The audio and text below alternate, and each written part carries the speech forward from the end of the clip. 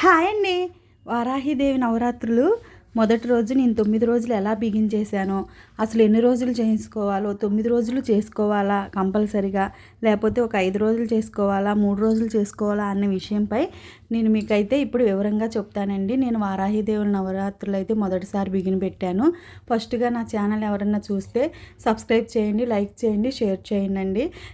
ఎందుకంటే నేను వీడియోలు పెట్టకపోవడంతో నా సబ్స్క్రైబర్లు అందరూ నన్ను స్కిప్ చేసినట్టున్నారు. అంటే ఎక్కువ పూజా వీడియో ఏం చేస్తామండి, ఏదో చిన్న వ్యాపారం అయితే మొదలుపెట్టాను కదా, బిజీలో నాకు వీడియో తీయడం అనేది జరగట్లేదనమాట. ఇంకా అమావాస్య ఇంకా పూజ చేసుకోవాలని వారాహిదేవి నవరాత్రులు 9 రోజుల పూజ అయితే మొదలుపెట్టాను. ఇక అమావాస్య వెళ్ళిపోయింది కదా, దేవుడి గదంతా శుభ్రం చేసి ఇల్లంతా శుభ్రం చేసి అమ్మవారికి ఫస్ట్ రోజని పాలు అయితే పొంగించుకున్నానండి. పాలు పొంగించుకుని అమ్మవారి పూజ చేసుకోవాలన్న సంకల్పంతో మొదలుపెట్టానమాట. ఎందుకంటే ఇంత బిజీలో కూడా నేను అమ్మవారి పూజ చేయాల్సిందే. ఎందుకంటే మనకి ఆర్థిక బాధలున్నా, అట్లాగే ఇంట్లో మానసిక ప్రశాంతత కావాలి అన్న అమ్మవారి పూజ చేసుకోవాలి అంటండి. అంటే వారాహిదేవి అంటే ఇప్పుడు మొదలుపెట్టారు అందరూ, అంటే ఆ దేవత ఇప్పుడు కొత్తగా వెలిసిన అమ్మవారైతే కాదండి. మన దుర్గాదేవి అవతారాల్లో దుష్ట సంహారిణి అవతారాల్లో ఈ వారాహిదేవి అవతారం కూడా ఒకటనమాట. మన కోసం యుద్ధాలు చేసి శత్రువులతో పోరాడి ఆ అవతారాన్ని ఎత్తిందనమాట. దుష్టుల్ని సంహరించడం కోసం వారాహిదేవి అవతారంగా ఉద్భవించింది అమ్మ.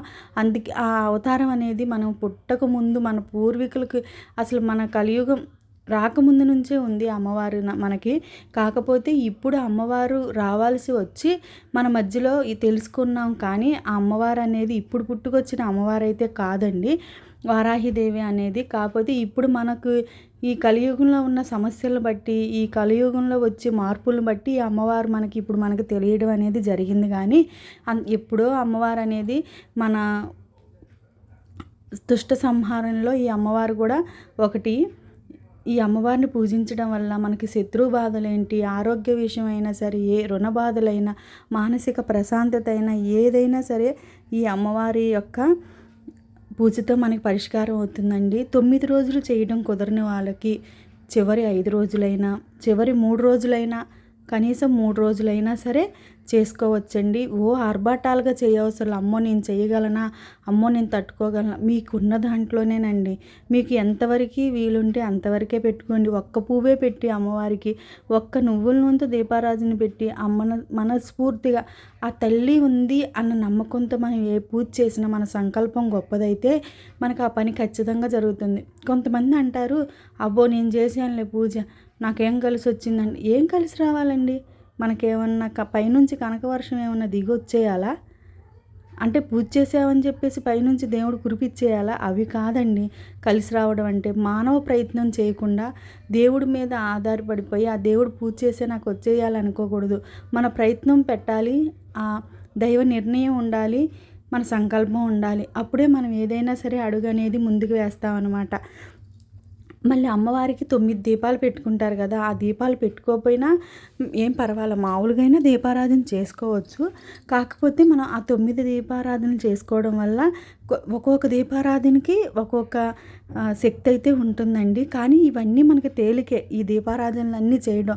మనమేమి ఎక్కడికి వెళ్ళి తేవాల్సిన కంద మనకి దొరికేదే, కొబ్బరి నాలికేల దీపం మనకి దొరికేదే, జలదీపం మనకు దొరికేదే, పంచగవ్వల దీపం మనకు తెలిసిందే, పిండి దీపం మనకు తెలిసిందే, ఐశ్వర్య దీపం అంటే ఉప్పు, నవధాన్యాలు, కూష్మాండం అంటే గుమ్మడికాయ, బెల్లం అంటే మనకు తెలిసిందే. కందదీపం ఎందుకు పెట్టుకుంటారనుకున్నారు? పంచవృద్ధి ప్రబంధ కోసం ఈ దీపం వెలిగించాలండి.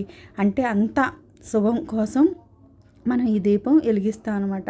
కందదీపం వెలిగిస్తే ఐశ్వర్యం, కుటుంబ శ్రేయస్సు అన్నీ కలుగుతాయి అనమాట. ఎందుకంటే అష్టమి తిథి రోజున కానీ, పంచమి తిథి రోజున కానీ కందదీపం పెట్టుకుంటారు చాలామంది. అత్యంత ప్రధానం అనమాట. ఇంకొకటి కొబ్బరి దీపం. పూర్ణఫల కోపం పూజలో కొబ్బరి అత్యున్నత ముఖ్యమైనదండి. అంటే మనకి ఎటువంటి ఇది ఉన్నా కూడా ఆ నాలికేల దీపంలో పోయిద్ది అనమాట, దోషాలున్నా ఏదైనా. ఆవు మూత్రంతో ఆధారపడి ఆవు పేడ నుంచి పవిత్రమైన దీపాన్ని తయారు చేస్తారు. దాన్ని పంచగవ్య దీపం అంటారు. మనకి ఈ దీపం అంటే మనకి అందుబాటులో ఉంటే పెట్టుకోవచ్చు, లేకపోతే లేదనమాట.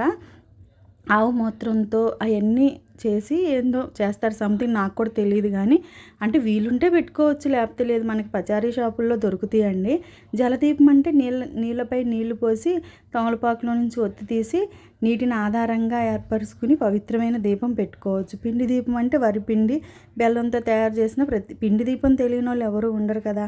ఐశ్వర్య దీపం అంటే ఉప్పు దీపం అంట. రాళ్ళు ఉప్పుపై వెలిగించి దీపం ఐశ్వర్యం కలుగుతుంది, ఐశ్వర్య దీపం అంటారండి. ఇంకా బెల్లం దీపం అంటే మీకు తెలుసు కదా, ముద్దగా ఉన్న బెల్లాన్ని తీసుకుని మధ్యలో కట్ చేసి, ఎందుకంటే ఇది కూడా ఐశ్వర్యప్రదాయమే. కాకపోతే నవగ్రహాలు మనకు అనుకూలించాలి, నవగ్రహాల దోషాలు పోవాలంటే నవగ్రహ దీపం పెట్టుకోవాలి. కూష్మాండ దీపం అంటే 9వ రోజు పెట్టుకుంటారండి. ఈ దీపం వెలిగించడం వల్ల విశేష ఫలితాన్ని మనకి ఇస్తుందని ఆ అమ్మవారు ఈ 9 నవరాత్రుల్లో మనకి విశేషంగా అయితే చెప్పడం జరుగుతుందండి. మనం ఇవన్నీ తెలుసుకుని పూజ చేసుకుని, అమ్మో ఇవన్నీ దీపాలు పెట్టాలంట, మనం తెలుసుకుంటే పెట్టకపోతే మళ్ళీ ఏమవుతుందో అన్న ఇది మాత్రం పెట్టుకోమాకండి. ఎందుకంటే మనకు తెలిసిందే మనం చేసుకుందాం. వారాహి అమ్మవారి పూజ చేయడం వల్ల అత్యంత ప్రీతికరమైన దీపం అమ్మవారికి కందదీపమే అనమాట. ఈ కందదీపం ఒక్కటి పెట్టుకున్నా చాలు.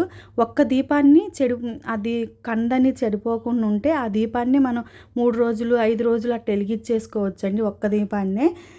దీనివల్ల ఏంటంటే వివాహ సమస్యలైన, కోర్టు వ్యవహారాలైనా, ఐశ్వర్య కోసం కానీ, ఇవి అష్టమి పంచమి తిథుల్లో ఈ దీపం వెలిగించడం వల్ల మనకి మంచి జరుగుతుందనమాట. నేను ఫస్ట్ రోజే వెలిగించానండి, ఎందుకంటే నాకు కంద తెచ్చుకున్నాను, ఇంకా వెలిగించేసాను అనమాట అమ్మవారికి. అయితే కొన్ని అనేవి మనం తెలుసుకోవాలండి, ఎందుకంటే కొన్ని తెలుసుకుని మనం పూజ చేసుకోవడం వల్ల మనకేం ఇబ్బంది లేదు. మనం చేసేది పూజే కాబట్టి మనం ఎవరికి కూడా అదే చేయకూడదంట, అమ్మవారి పూజ ఎవరు పడితే వాళ్ళు చేయకూడదంట అని అనుకోకూడదండి. మనం చేసుకోవచ్చు, మన ఇష్టం అది. మనం మామూలుగా నువ్వుల నూనె ఉంటే నువ్వుల నూనెతోనే చేసుకోండి. ఆవునే, ఎందుకంటే అందరికీ ఆవునే కొని చేసే అంత శక్తి ఉంటుంది, ఉండకపోవచ్చు కదా. అందుకని నేనైతే మాత్రం ఈ 9 రోజులు నువ్వుల నూనెతోనే పూజ అయితే చేసుకున్నానండి. ఇంకా పూజ చేసుకొని ఫస్ట్ రోజు అయితే అమ్మవారికి కందదీపం పెట్టుకుని మల్లెపూలతో పూజ చేశాను. పువ్వులు కూడా కొంతమంది అమ్మవారికి కొంతమంది పూజల్లో కొన్ని కామెంట్లు చూశానండి. నువ్వు ఇన్ని చెప్తున్నావు, దేవుడికి పూలు కూడా పెట్టవు, అది ఇది అని అన్నారంట ఎవరినో ఒకళ్ళు కామెంట్. పాప మా అమ్మాయి చాలా బాధపడింది అనమాట. ఎందుకంటే మీరు పువ్వులు ఉంటేనే దేవుడు మనల్ని అనుగ్రహిస్తాడు, దేవుడికి బాగా అలంకరిస్తేనే దేవుడు మన వెనక చూస్తాడు అని అనుకుంటారో ఏమో, నాకైతే తెలీదు. మనం దేవుడి మీద భక్తితో 2 చేతులు ఎత్తి నమస్కరించి మనం మనస్ఫూర్తిగా దేవుణ్ణి కోరుకుంటే మనకి ఆ దేవుడు ఇచ్చేది భక్తితో, అంతేగాని మనం చేసే అలంకరణలకు కాదు, మనం పెట్టే నైవేద్యాలకు కాదు. మన దేవుళ్ళకి ఆ పువ్వులు దొరకవనా? సృష్టినే సృష్టించిన దేవుళ్ళు వాళ్ళ సృష్టి లేనిదే ఏది జరగదు. ఆ పువ్వులు పుట్టించిందే దేవుళ్ళు, అంతేగాని మనం తినే 4 మెతుకులు ఆయన సృష్టించింది. ఆయనకి మనం పెట్టే ప్రసాదం దొరకదనా, ఆ పువ్వులు దొరకదనా చెప్పండి. మన సంకల్పం బలం ఎప్పుడైనా గట్టిదైతే మనం కోరే ప్రతి కోరిక నెరవేరుతుందండి. అంటే మనం కోరే కోరికలో నిజాయితీ ఉండాలి, ఏ తప్పుడు పనులు ఉండకూడదు, నీతిగా ఉండాలి. ఆ కోరిక అనేది కంపల్సరీ ఏ అమ్మవారైనా ఏ దేవుడైనా నెరవేరుస్తాడండి. నేను ఇలా చెప్తున్నానని అనుకోవద్దు. భూమి మీద పుట్టిన ప్రతి మనిషి ఏదో ఒక తప్పు చేస్తాడు, చేయకుండా ఎవ్వరూ ఉండడండి. 99% ప్రతి ఒక్కరు తనకు తెలియకోకుండానే ఏదో ఒక తప్పు జరిగిపోతూ ఉంటుంది. తప్పు చేయని మానవుడు అంటూ ఎవ్వరూ ఉండరు. కానీ ఆ తప్పు సరిదిద్దుకుని మంచి నడకలో నడుస్తాడు చూడండి, వాడు గొప్పవాడండి. తప్పు తెలుసుకొని.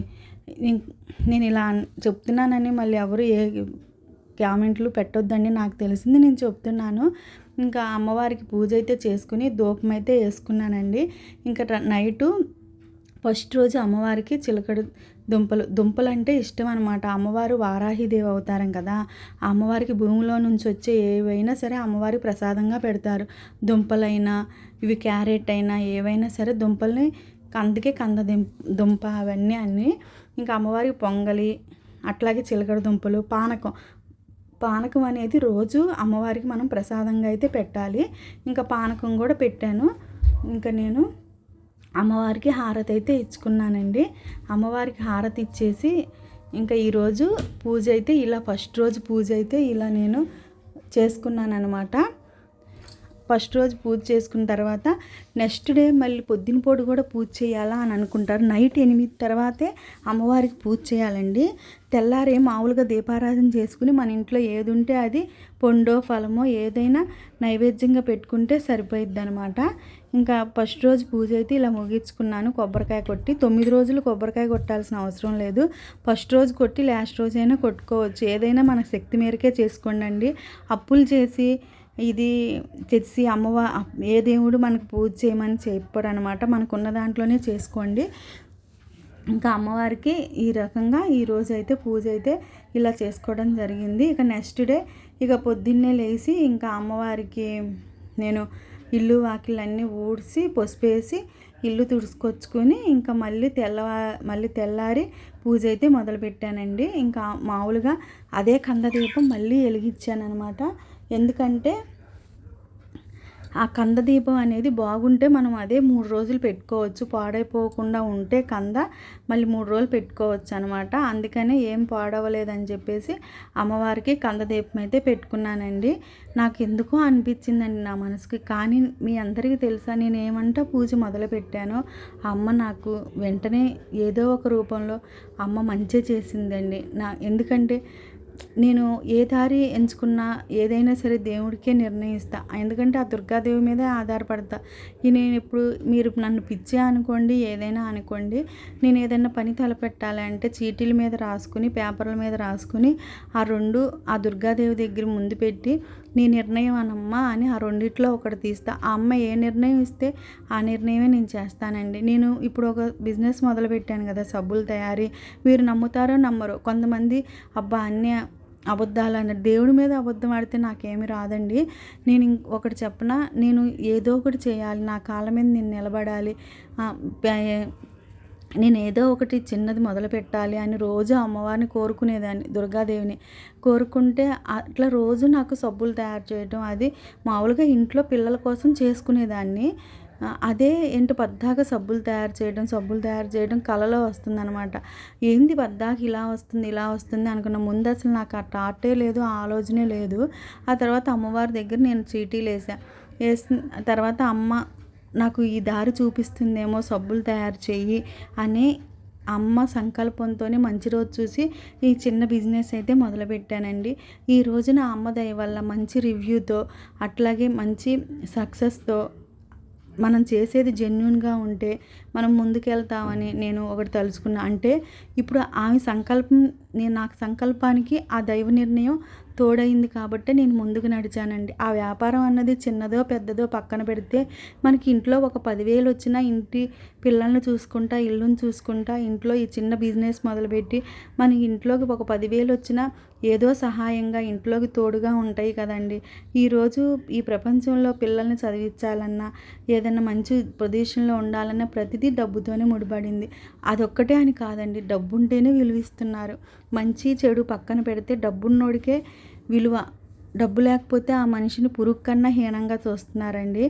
ఎందుకంటే మనకి కావాల్సింది అన్నప్పుడు, మనకు అవసరమైనప్పుడు ఎవ్వరూ కూడా చేజాచినా హీనంగా చూస్తారు తప్పొచ్చి రూపాయి కూడా ఎవ్వరూ కూడా సహాయం చేయరు అనమాట. అదనేది ఎవరి దగ్గర చేజాచకుండా ఉండాలి అంటే మనం చిన్నదో పెద్దదో నీతిగా నిజాయితీగా ఆ పని చేసుకున్నామంటే ఎవరికి చేజాచిన అవసరం అయితే ఉండదండి.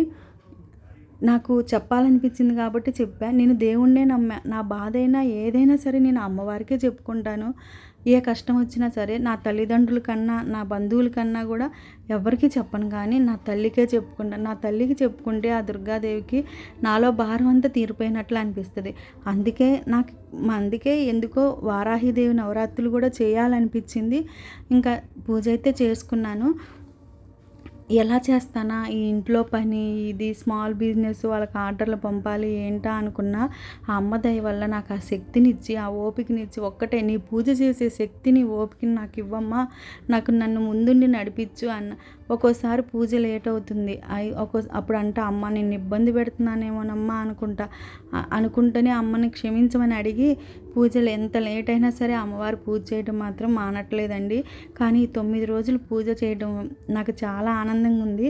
అమ్మని అలంకరించి చూస్తుంటే, ఒక చిన్న పిల్లని అలంకరించి, ఒక తల్లి, నేను తల్లిని కాదు ఆ తల్లిని అలంకరించి బిడ్డ సంతోషిస్తుంది అన్నట్లుగా నేను చూస్తున్నానన్నమాట. ఆ అమ్మ ఎంత చక్కగా ఉందంటే, ఆ వారాహిదేవి చక్కగా పువ్వులతో అలంకరణ చేసి, ఏ పూలుంటే ఆ పూలతోనే నేను అమ్మనైతే అలంకరించుకోవడం జరుగుతుందండి. ఇవన్నీ నేను నా మనస్ఫూర్తిగా నా మనసులో నుంచి వచ్చిన మాటలే తప్ప ఏదో వీడియో తీసి పెట్టాలని కాదు. నాకేదో చెప్పాలనిపించింది చెప్పాను. ఎప్పుడైనా సరే మనుషులను నమ్మొద్దండి, దేవుణ్ణి నమ్ముకోండి, మీరు ముందుకు నడుస్తారు అన్న విషయం మీదే మీకు తెలియాలని నేను చెప్పాను. కానీ వేరే విషయం ఏమీ లేదండి. ఎందుకంటే మనుషులను నమ్ముకుంటాం. మనం వాళ్ళు ఎంత మంచి వాళ్ళైనా సరే మన ఇంట్లో ఏది చెప్పినా కూడా బయటికి మన ముందు మన పైన జాలి పడినట్టే ఉంటారండి. కానీ పక్కకెళ్ళి అదే విషయాన్ని చెప్పుకుని ఎగతాళిగా నవ్వుకుంటారు. మన బాధ ఎవ్వరూ తీర్చలేరండి. ఒక్కటి మాత్రం గుర్తుంచుకోండి, ఒకరికి చెప్పడం వల్ల మనం 10 మందిలో ఇంకా ఎక్కువ వాళ్ళకి అవకాశం ఇచ్చినట్లు మన గురించి చెప్పుకోవడానికి తప్పించి మనం ఎటువంటి ప్రయోజనం పొందాం. అదే దేవుడికి చెప్పుకున్నాం అనుకోండి, ఆ దేవుడి సంకల్పంతో ఆ దేవుణ్ణే పూజించి మన ప్రయత్నం మనం చేసుకుంటా, ఎవరిని పట్టించుకోకుండా మనం చేసే పనిలో నీతి నిజాయితీ ఉంది, మనం ఖచ్చితంగా పైకి రాము అన్న ఉద్దేశంతో చేయండి, ఖచ్చితంగా పైకి వస్తారండి. మనుషులు మాత్రం నమ్మొద్దు. మీ దైవాన్ని నమ్ముకోండి. అది ఏ దేవుడైనా సరే, అల్లా అయినా యేసు అయినా, మీరు ఏ దేవుని పూజిస్తే ఆ దేవుళ్ళనే నమ్ముకోండి. మన నమ్మకమే మనల్ని ముందుకు నడిపిస్తుందండి. ఎవరైనా సరే గుర్తుంచుకోండి. నలుగురితో చెప్పుకోవడం వల్ల మన బాధ ఎప్పుడూ తీరదు. ఎప్పుడైనా ఎగతాళి అవుతాను తప్పించి పక్కకెళ్ళి నవ్వుకుంటారు. ఇప్పుడు మన దగ్గర జాలిపడ్డా వాళ్ళకి మనకు ఒక అవకాశం ఇచ్చినట్లేనండి. ఎందుకు చెప్తున్నానో అర్థం చేసుకోండి. ఫస్ట్ రోజు తెల్లారి పూజ అండి. ఇది తెల్లారి పూజ అయితే ఈ విధంగా చేసుకున్నాను అనమాట. ఇంకా తెల్లారి పూజ అసలు ఎంత అందంగా ఉందో చూసారా ఒకసారి మా అమ్మని చూడండి ఒకసారి. ఏమండి నేను గుండు చేయించుకున్నానని మళ్ళీ ఎగతాళి చేయమాకండి. మళ్ళీ తిరుపతి వెంకటేశ్వర స్వామికి వెంట్రుకలు ఇవ్వాలనిపించి ఇచ్చేసాను. నాకు దేవుళ్ళ ముందు నాకు ఏది ఎక్కువ కాదనిపించిద్ది, ఏముందో అనిపించేసింది అనమాట. ఎందుకో మొక్కని కాదు, ఏదో ఇవ్వాలనిపించేసి ఇచ్చేసాను. ఇంకా అమ్మవారికి ఇది ఫస్ట్ రోజు 15వ తారీఖు పూజ చేశాను కదా, తెల్లారి అనమాట. తర్వాత రెండో రోజు నైట్ పూజ అమ్మవారికి బెల్లం దీపం పెట్టుకున్నాను అనమాట. బెల్లం దీపం పెట్టుకుంటే నా ఇంట్లో ఏది వీలుగా ఉంటే అది పెట్టానండి. బెల్లం దీపం, దానిమ్మ గింజలు, పానకం, పులిహార చేసుకున్నాను రెండో రోజు. ఇంకా బెల్లానికి కూడా కట్ చేసి లోపల ఇంకా గంధంతో బొట్లు అయితే పెట్టుకున్నాను అనమాట. గంధంతో బొట్లు పెట్టుకుని అమ్మవారి పూజ అయితే చేసుకున్నానండి. ఇంకా అమ్మవారికి మనం బెల్లం దీపం వెలిగించడం జరిగింది. గులాబీ పూలతో అష్టోత్తరం అయితే చేసుకుని రెండో రోజు పూజ కూడా ఇలా కంప్లీట్ చేశాను. వరుసగా 4 రోజుల పూజ మీకు పెట్టడం జరిగింది వీడియోలో. మీ అందరికి కనుక నా వీడియో నచ్చితే లైక్ చేయండి, షేర్ చేయండి, సబ్స్క్రైబ్ చేయండి. మళ్ళీ ఇంకొకసారి నాకు అవకాశం ఇవ్వండి. ఇప్పుడు దాకా నా వీడియోలు చూశారు, ఈ మధ్య వీడియోలు పెట్టట్లేదని చెప్పేసి మీరెవ్వరూ నా వీడియోలు చూడట్లేదనమాట, తక్కువ చూస్తున్నారు. ఏం పర్వాలేదండి, ఎందుకంటే నేనే పెట్టట్లేదు కదా, తప్పు నాదే కదా. మరి మిమ్మల్ని అంటే పాపం నా వీడియోలు చూసే వాళ్ళకి వేరే స్కిప్ అయిపోయి ఉంటారు కదా, నన్ను కూడా కాస్త ఆదరించండి. నేను ప్రతి విషయం కూడా మీతోనే కదా షేర్ చేసుకునేది. ఇంకా పూజ అయితే కంప్లీట్ చేసుకున్నాను అనమాట. ఇంకా రెండో రోజు కూడా హారతి ఇచ్చేసి అమ్మవారికి కుంకుమ పూజ చేసుకుని అష్టోత్తరం చేసుకొని పూజ అయితే కంప్లీట్ చేసుకున్నానండి ఇలా. ఇంకా మూడవ రోజు అనమాట. ఇంకా మూడో రోజు కూడా ఇంకా తెల్లారి మళ్ళీ దీపారాధన చేసుకుని ఏదన్నా పండో ఫలమో పెట్టేసుకుని అమ్మవారికి పెట్టుకుంటాను. ఇంకా అమ్మవారి కుంకుమ పూజ చేస్తాను కదా, ఆ కుంకుమ నా నుదుటి కూడా పెట్టుకుంటానండి. అమ్మవారికి అంటే నేను కిట్ తీసుకున్నా అమ్మవారిది వేరే వాళ్ళ దగ్గర. అమ్మవారు 9 రోజులు కుంకుమ అయితే వాళ్ళు నాకు ఇచ్చారు. ఆ 9 రోజుల కుంకుమని ఏ రోజు కుంకుమ ఆ రోజు అమ్మవారికి అయితే నేను కుంకుమ పూజ చేసుకున్నా. మూడో రోజేమో నారికేల దీపం. నారికేల దీపం అంటే అందరికీ తెలుసు కదా, మన శివయ్యకి పెట్టుకుంటాం కదా. నారికేల దీపం అయితే పెట్టుకున్నాను. అమ్మవారికి నారికేల దీపం పెట్టుకుని ఈరోజు కూడా సేమియా పాయసం చేసి అమ్మవారికి నైవేద్యంగా పెట్టి, ఇక పానకం అనేది రోజు కంపల్సరీ.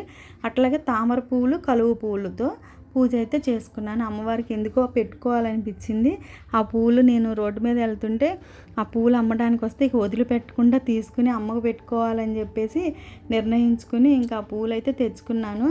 ఇక అమ్మని చెప్పాను కదా, అలంకరించి అమ్మని చూసినంతసేపు నాకు ఏదో అమ్మని చూసి అలంకరించినంతసేపు నాకు ఏదో తెలియని ఫీలింగ్ అయితే వచ్చిందండి.